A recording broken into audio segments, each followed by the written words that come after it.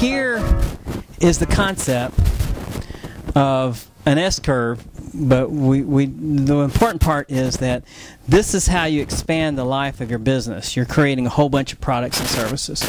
All right, so that's where you want to be. You got to continuously create.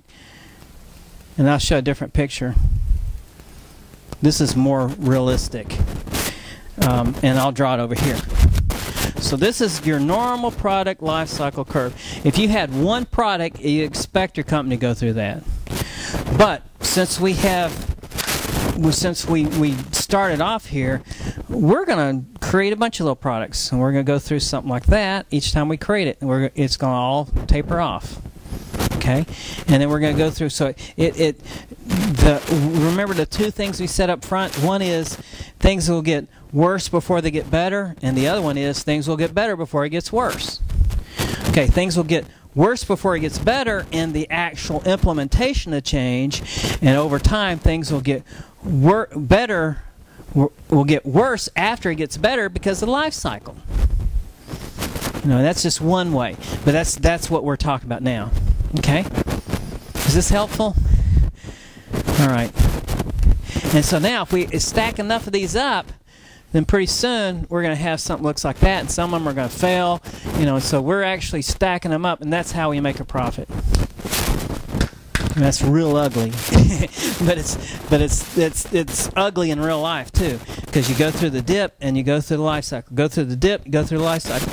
You make bad decisions. Expect it. This person becomes more valuable who's in charge of that. So you can't judge them. I mean, you might have given that person an impossible task, or the competition might have been there before you. For example, the Zune was competing with the iPod. Is that right? Did I say that right? And then the the Microsoft version versus the Apple version, and so it might not have, it was a great idea, but it was just maybe not competitive in that market for some reason. Let's see. Here's another curve that just to show you this is another person's value to spare. It looks a lot like that, right? And it says, here we are in an organization. We take high expectations, our expectations lower us because of the change, and where expectations get back up to where it was. But we're also trying to increase performance, and our expectations are a little bit different. But this is just to show you that looks a lot like that change curve. Or was in one of your books. I'm not sure it was in the latest version of your book. But you have 3 phases of change: unfreezing, changing, and refreezing. And this deals with people. People, right? So motivate and make the people ready to change.